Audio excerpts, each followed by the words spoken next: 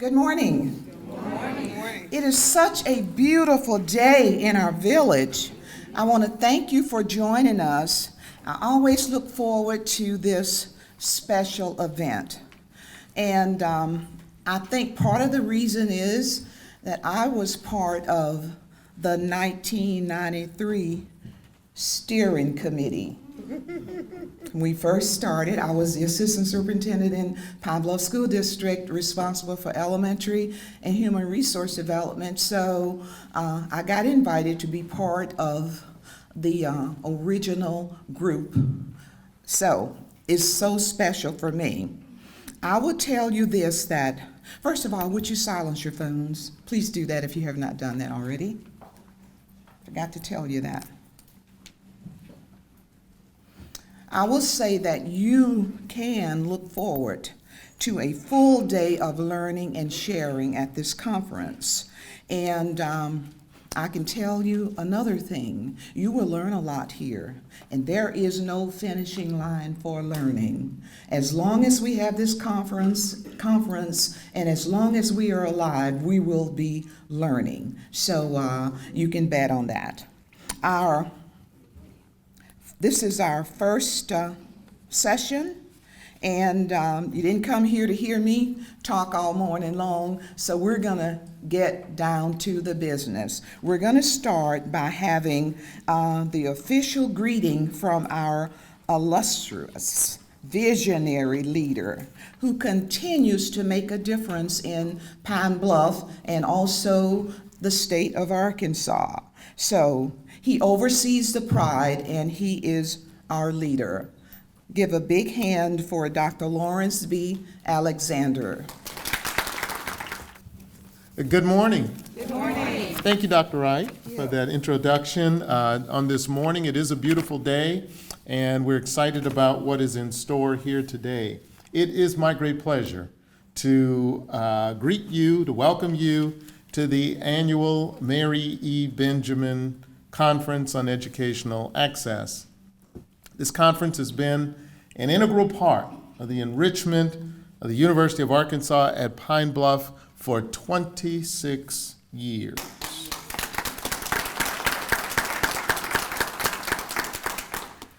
We'd like to commend the co-chairs, Ms. Tremel Howell and Ms. Tanita Gregg, and the committee for their diligence and dedication and hard work in ensuring the continued success of this program.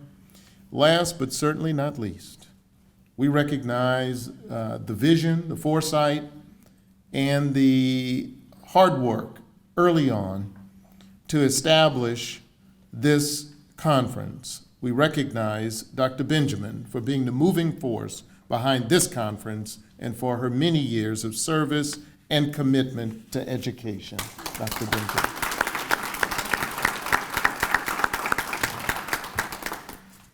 The Educational Access Conference was created to serve as an avenue to enhance and sharpen the focus of our educational programs as we excel in our student preparation and student learning outcomes.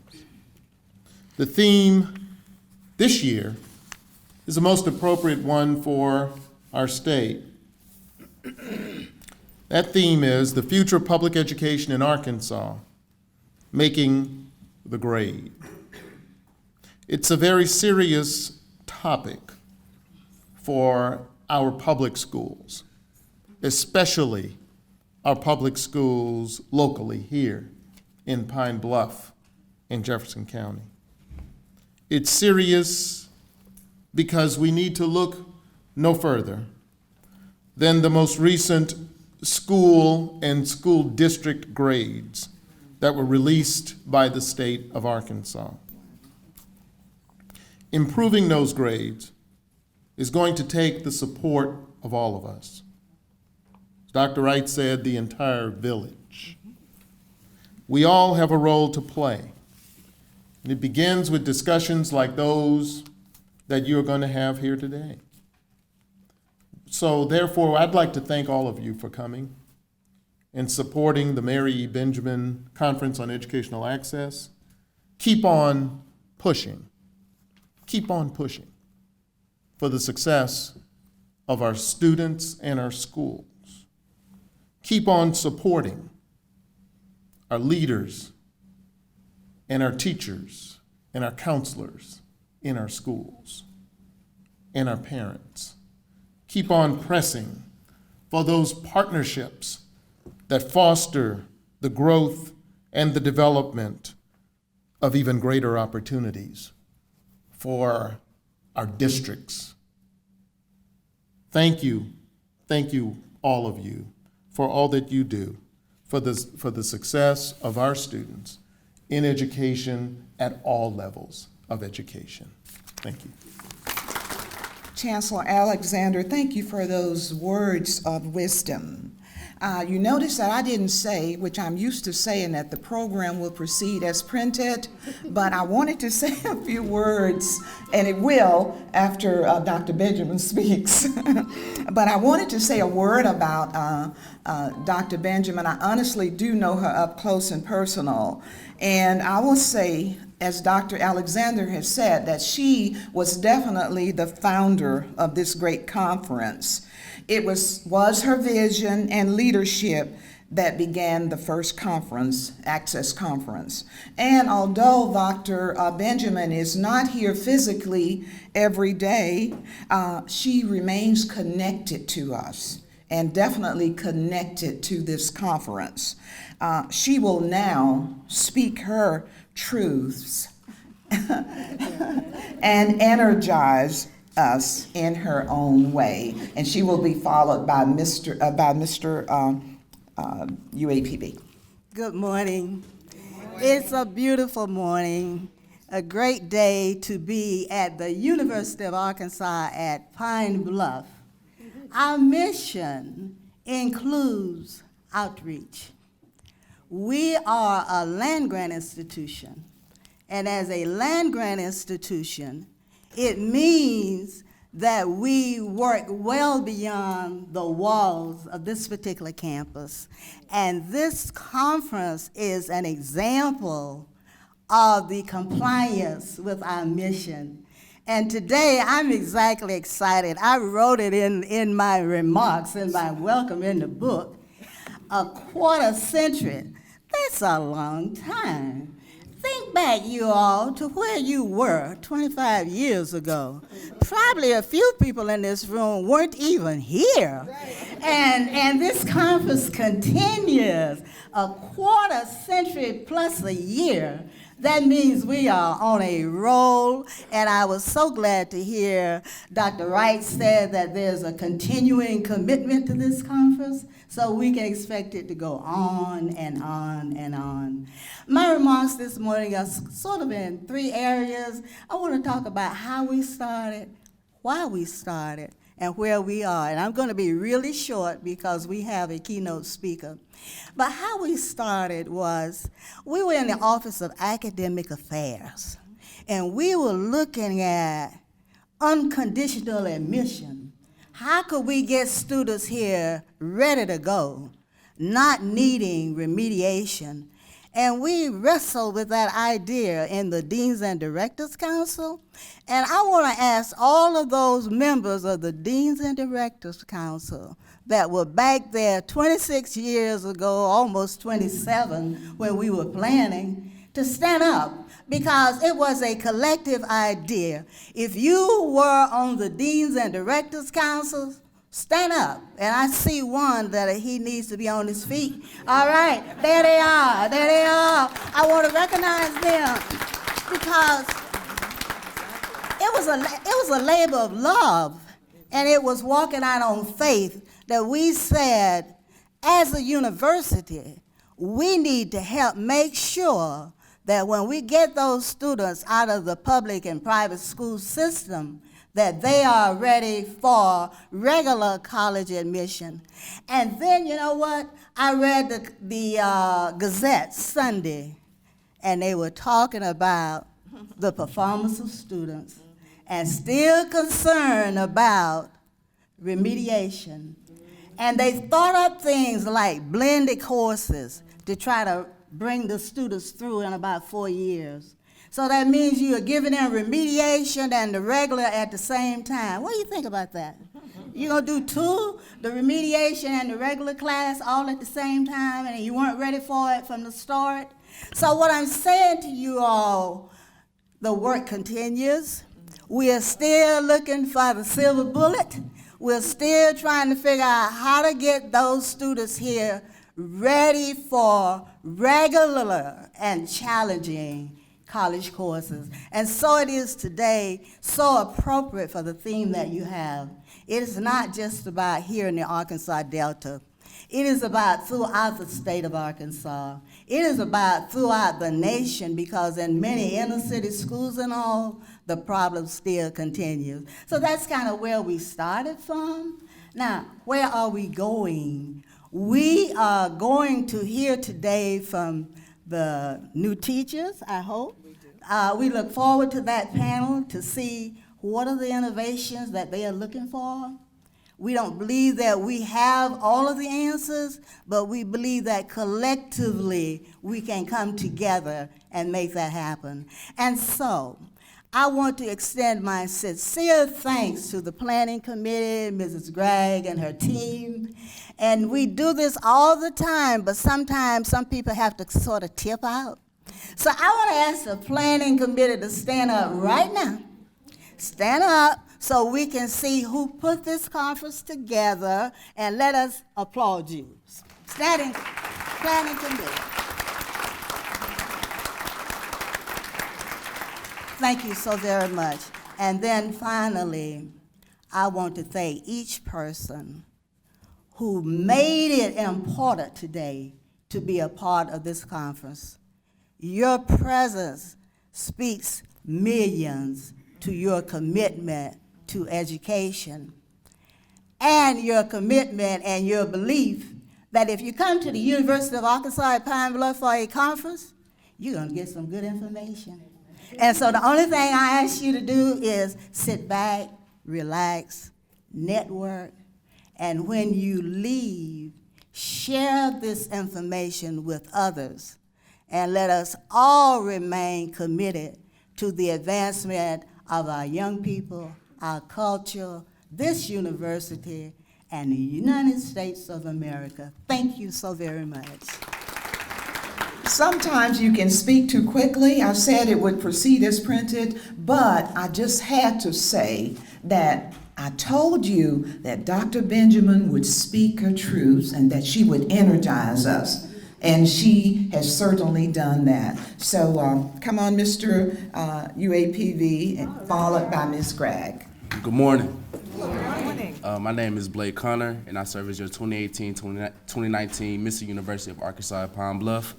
I just want to say greetings to students, faculty, staff, chancellor, and his cabinet, and our esteemed guests, Dr. Moses Goldman and Dr. Jeremy Owa.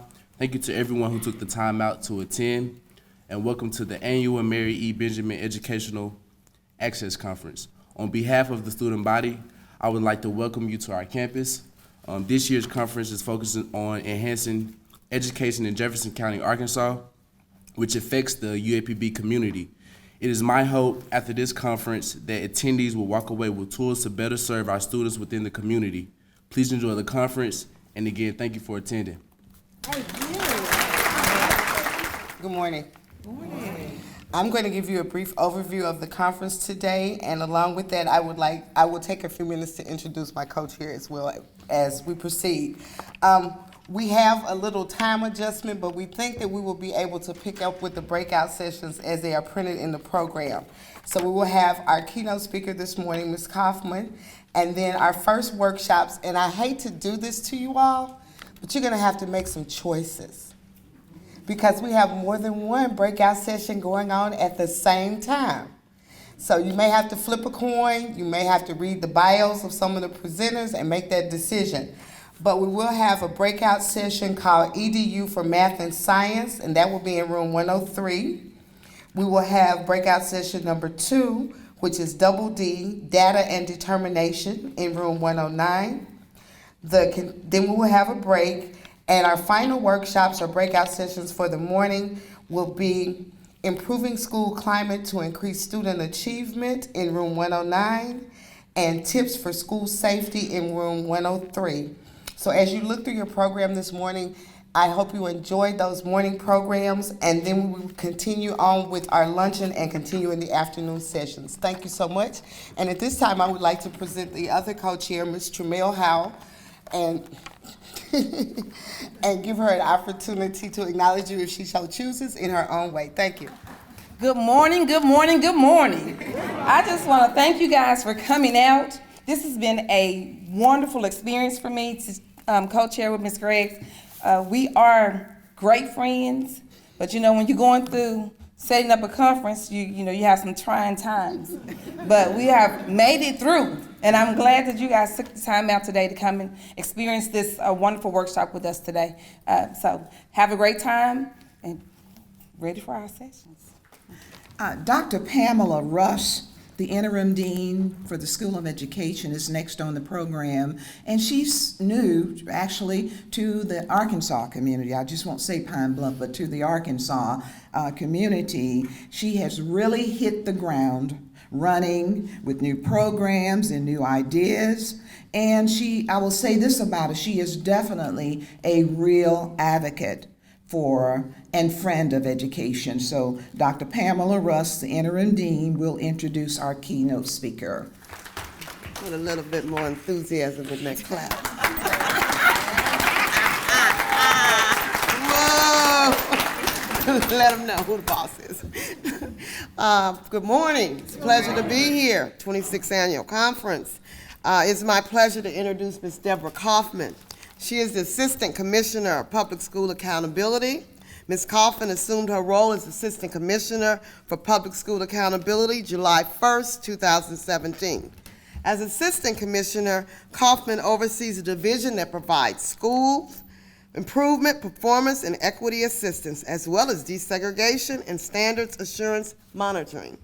Coffman previously served as Chief of Staff for the Arkansas Department of Education, where she coordinated the agency's strategic performance management process, served as the agency liaison to the State Board of Education, and provided guidance to the communications unit.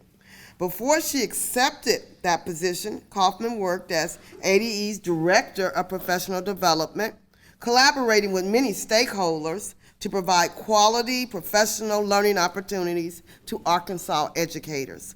Coffman has also served as Literacy Program Manager for ADE, Instructional Facilitator for Pocahontas Public Schools, Literacy Specialist at the Northeast Education Service Co-op, and Elementary Teacher at Hoxie Public Schools.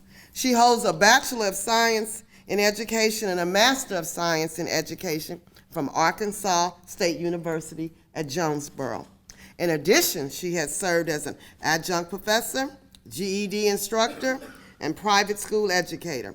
She is a native of Black Rock, wherever that is. We'd like to warmly welcome her. Thank you. Come up, Ms. Coffman. Good morning. Good morning. Thank you so much. If you've got a device, a phone, a tablet, a computer, you're welcome to get those out. Because when we ask about public education, the future of public education, and we talk about making the grade, what I'm excited to share with you today is that all of it's available at arkansased.gov. So this is the web page for the Department of Education, and I'm going to show you around this website a little bit so that you can know what's going on in the public schools around you. So first, I'd like to say, as a student, and I consider myself a student, but I speak directly to the students in the room with us today. As a student, I hope that you will take two things with you today. That first, you must be a problem solver. You must be part of the solution, not the problem. You need to be the solution. The second thing that I would ask that you take with you is how important it is to share your learning. Tell the story. And today we'll kind of walk through that with our school districts. So I'm on arkansased.gov, and I'm going to scroll down this page and show you a couple of really important features on this website. The first one is a big blue box that says state standards. These are the state academic standards. What should students know and be able to do? Educators, we must always be very knowledgeable of what our students are expected to know and learn. If you've not been there recently, they're being updated every year. There's a cycle of updates for standards.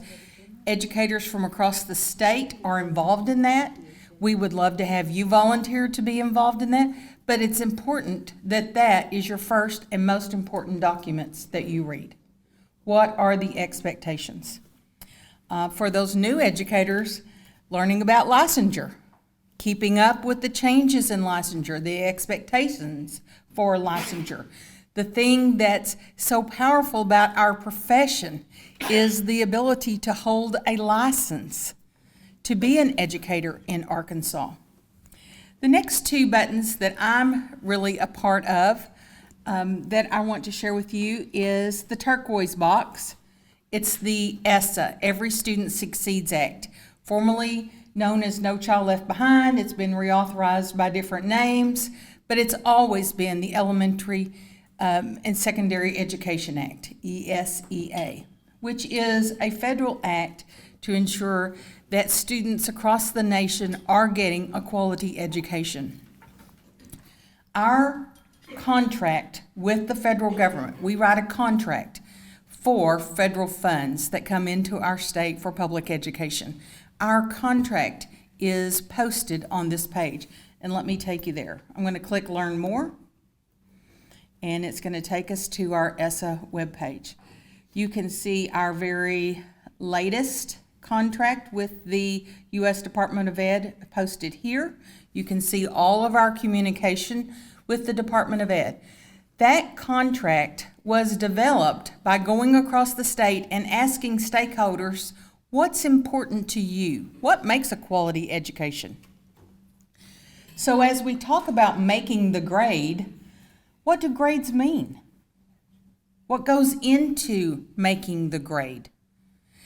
Our stakeholders, you're the stakeholder, students, parents, educators, community persons, everyone, every Arkansan is a stakeholder. You have a stake in public education in Arkansas.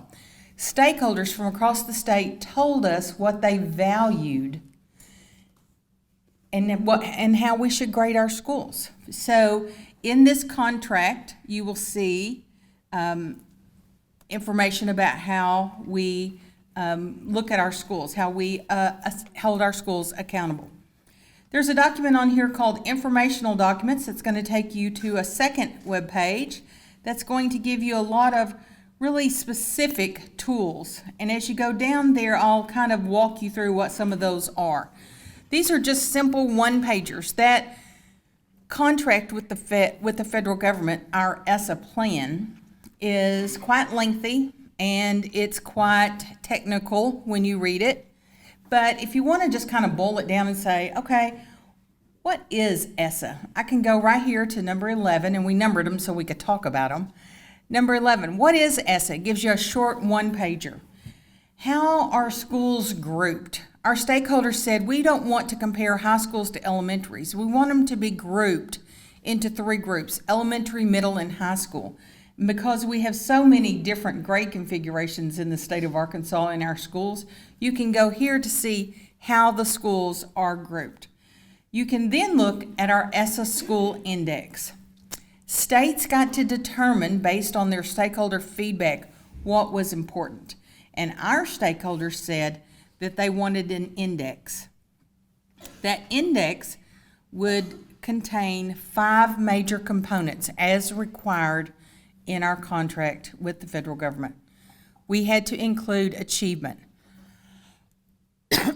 But our state got to determine what they really valued with achievement.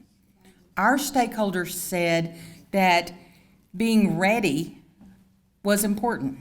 Being ready on the state achievement assessment was important. So it's worth 1 point.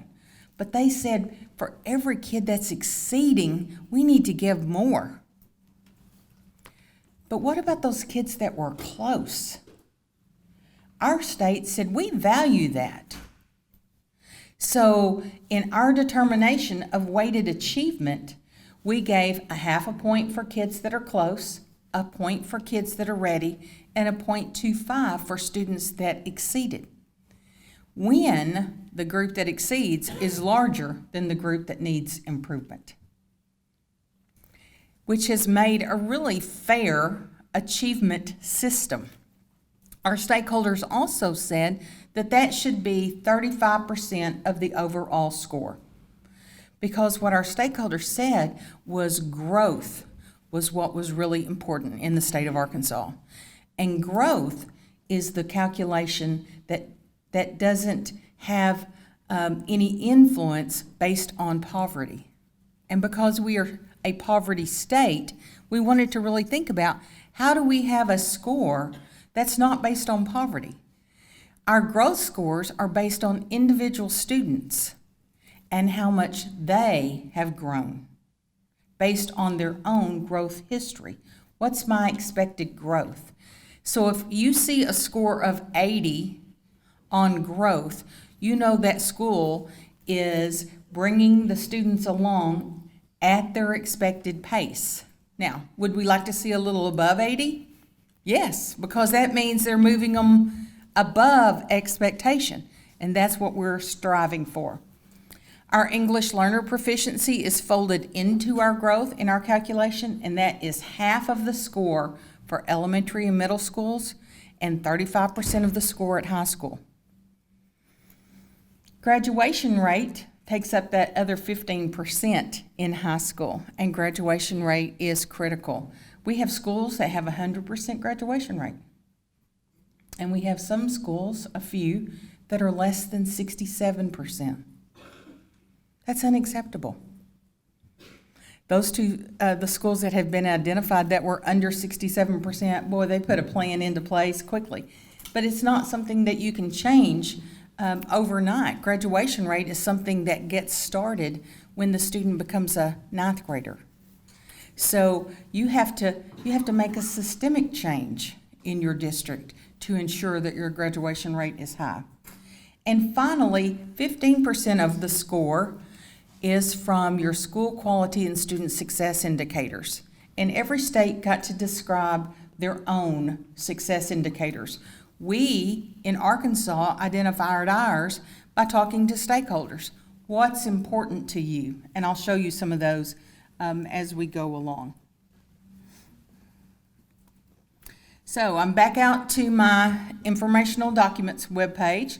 The other thing that you need to know and that you will need to read is the business rules. Every year, we post a new set of business rules because we listen to our school districts, and when our school districts say, well, I think you could better explain that if you put a little bit more information here.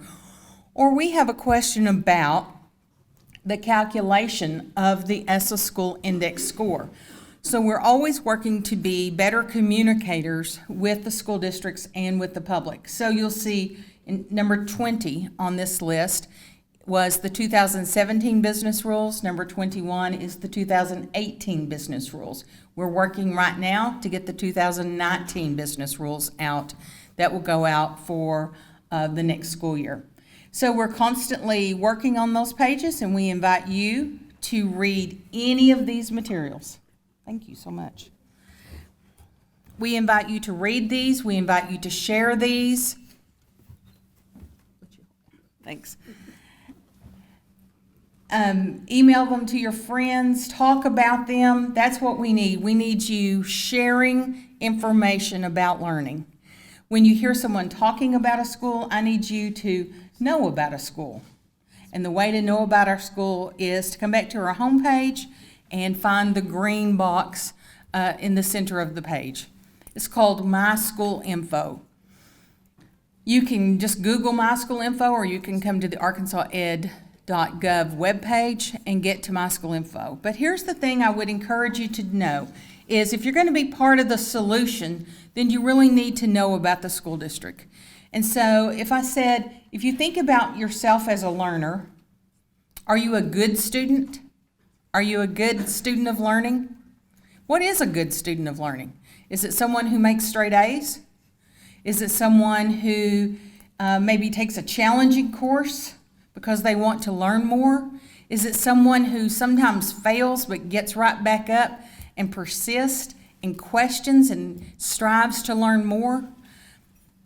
I'm kind of looking at all of those. They're all different kinds of students, just like we have all different kinds of schools. So I'm going to take you now to My School Info, and if you're on your phone or device, feel free to go with me. And my friend Dr. O is here, so we're going to go to his district. I'm going to click on the blue button.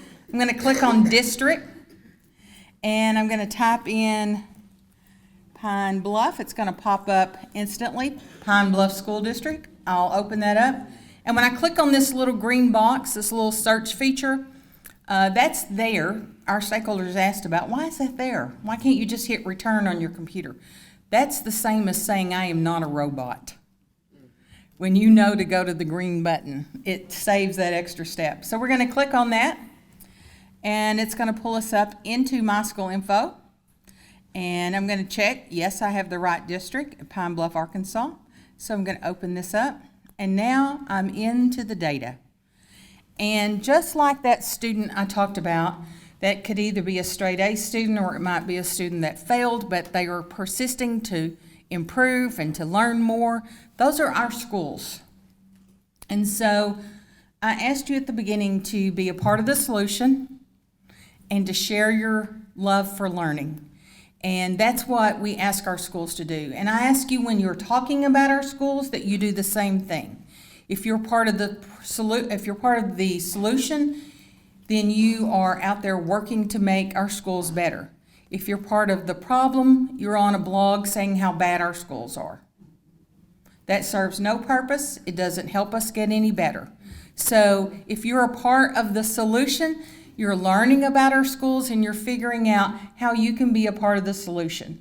Part of the solution is mentoring a student. It's being there to assist, to support, to provide those wraparound services, to help them to be engaged in the school. If you're sitting back and talking about the school, you're probably not helping them. But if you're engaged with the school, if you're attending the annual school performance meetings, if you're participating in events at the school, if you're talking to students, if you become a teacher and you go out there and work hard to help every student learn, you're a part of the solution, and that's what we're asking for. So as I look at Pine Bluff School District, I'm going to pull this up and I'm going to show you some really neat features. You're going to see all the list of schools, and you're going to see their letter grades, and you're going to know that this school is working to improve. But hopefully if they had all A's, they'd be working to improve too. So we're going to start sharing the learning with a positive outlook on the school, because that's what's going to help this school get better. So every time somebody asks you about Pine Bluff School District, you can say something really amazing about that school if you really get in here and dig and learn about this school district. First of all, I can tell you they've got an amazing superintendent. I know him personally, and he's an awesome man with an awesome vision for this school district. So that's the first thing that I can tell you, and I will say that every time I'm anywhere. The other thing I know is they've got amazing students. I know that. So I want you to be a part of this solution. You need to be out telling the great story that's happening in Pine Bluff. They're more than a letter grade. So the future of public schools, sure, it's a state law. We have to give letter grades. And that's a place to start the work. It's not their final story. So if you're a part of the solution, then today when Dr. Owa speaks, you're going to be saying, how can I help?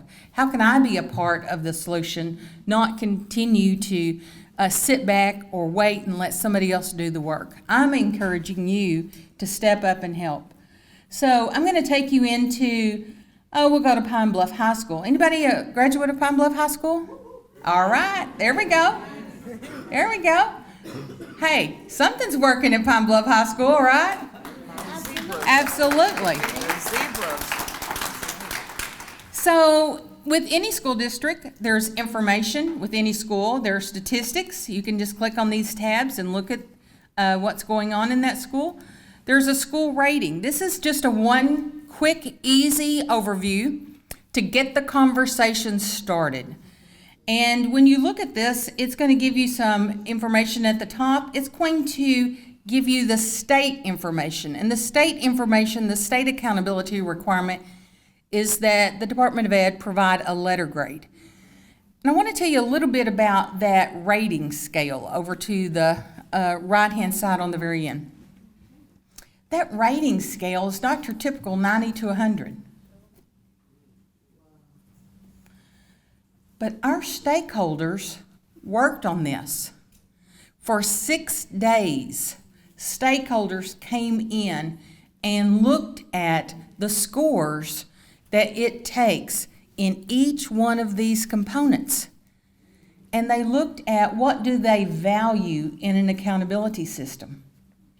And so you can look at that and say, oh, well, there's no place in life that 73.22 is an A.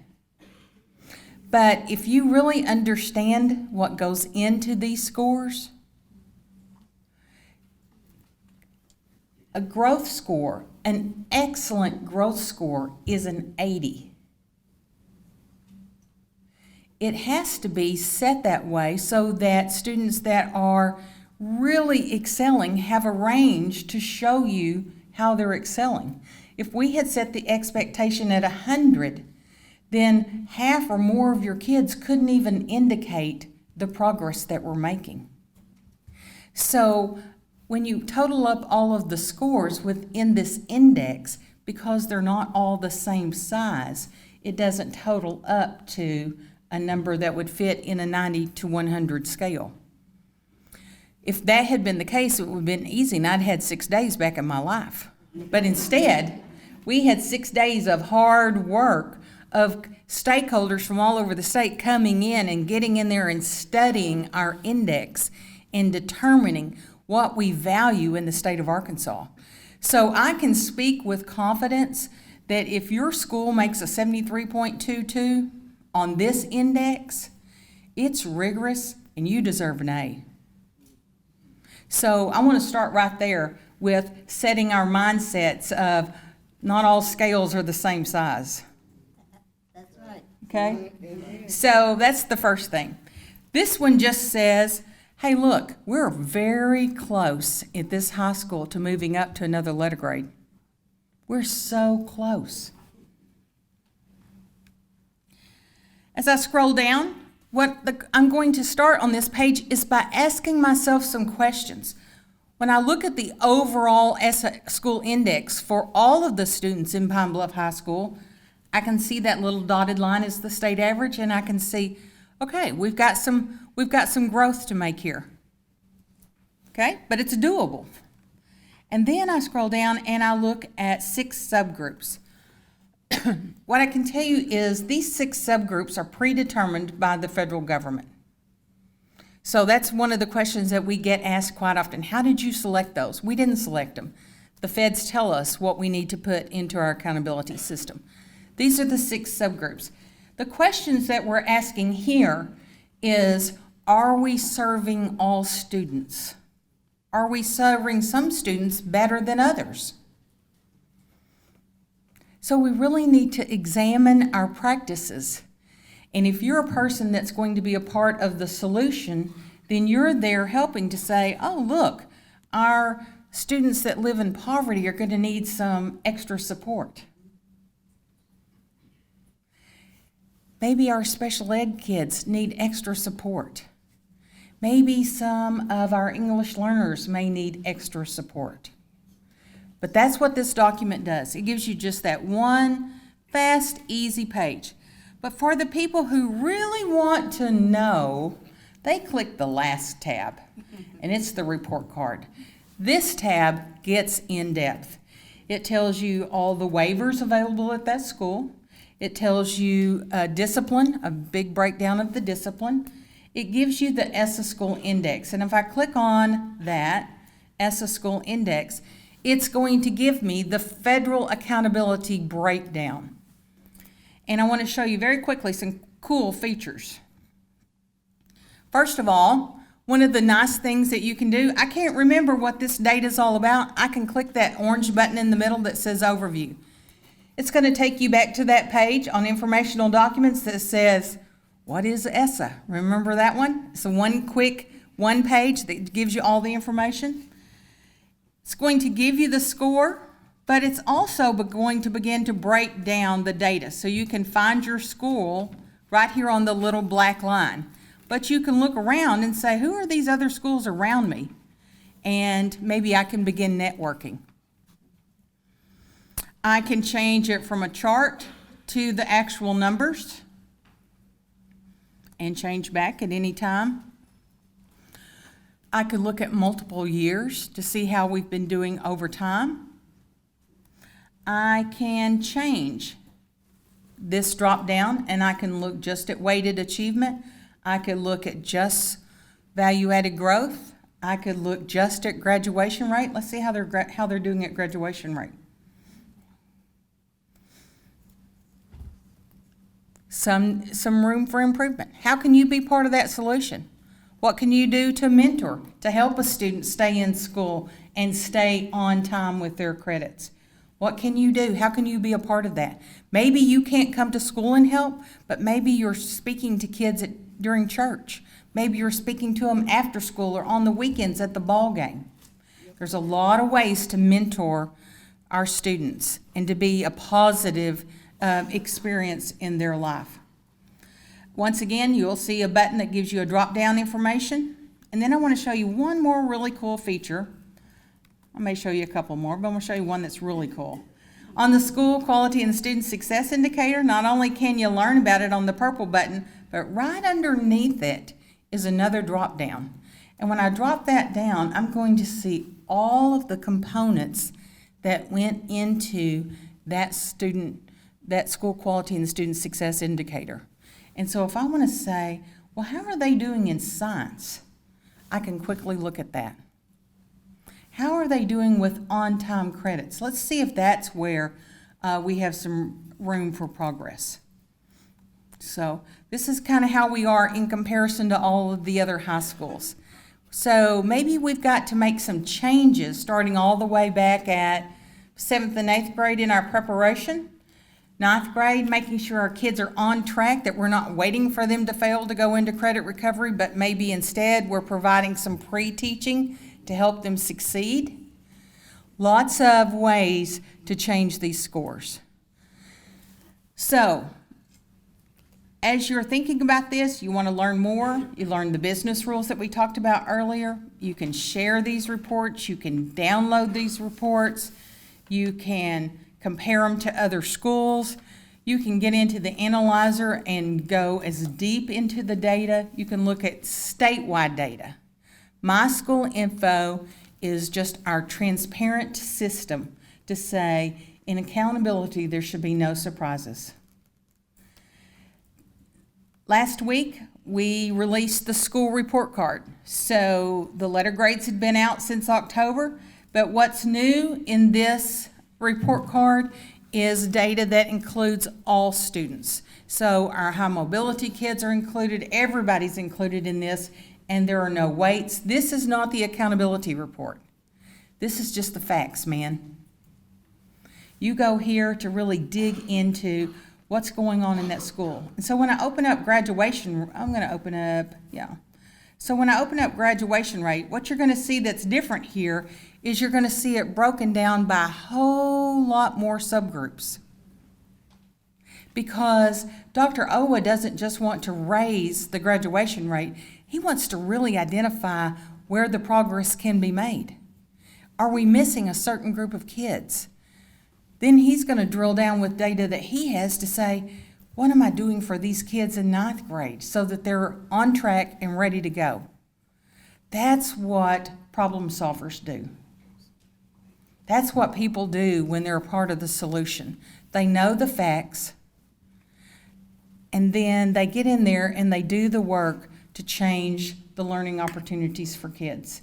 So today, I've given you just a tidbit, but I hope that you will not go on hearsay, that you won't listen to people around you say what they think they know, because with My School Info, you can know, you can check the facts, you can volunteer to be part of the solution, and you can be passionate about sharing your love for learning with others. So that's my challenge for you. Dr. Ogle is going to be here at noon to speak to you, and he needs your support. I'm begging for your support for that school district. Thank you. Thank you, Assistant Commissioner Deborah Coffman, for your information and all those tidbits and operations of ADE. You know, it's good to know how to maneuver and access information, and you have certainly shown us how to do that this morning. Good to know how things are figured out, and we appreciate that. And one of the big things you said that really impressed me, you said ADE has a listening ear. And we appreciate that. So will you come back up and let me give you a token of our appreciation? We know we can't pay you for all you've said, but we want you to know that we appreciate it. Thank you very much. Thank you. So sweet. Thank you so much. I would be remiss if I did not introduce some important people in my academic unit. So I'm going to do that because I don't know if it'll be done at the luncheon meeting. So from the School of Education, I want you to know who our interim chair is. Dr. Lane Brown, would you stand and remain standing? I'd like you to know Dr. Todd Garner. Okay, he was here, but he tipped out. Okay, we have a whole table of important people back there. Stand up student teachers, and stand up Ms. Hobbs, who is the director of the student teachers. They're in various districts, and we appreciate them. And we know that's our future right there. That's our future right there. We thank you for coming, and you'll hear more from them this afternoon, I believe, because they're going to do their presentation then. Okay, we will have announcements at the luncheon meeting. And, some more people I want you to know too. We don't ever get to introduce Dr. Minnie Hatchett. Is she still in here? I saw her earlier. She is the coordinator of the North Little Rock site. And someone new, our coordinator of the graduate program is Dr. Glenda Newell. So please stand. And we appreciate all of you for being here. I don't think I've missed any of the coordinators and directors for our unit. Again, we want to tell Dr. Benjamin, thank you for coming. And you add so much to this conference even today, just like you did from its inception, and we appreciate that.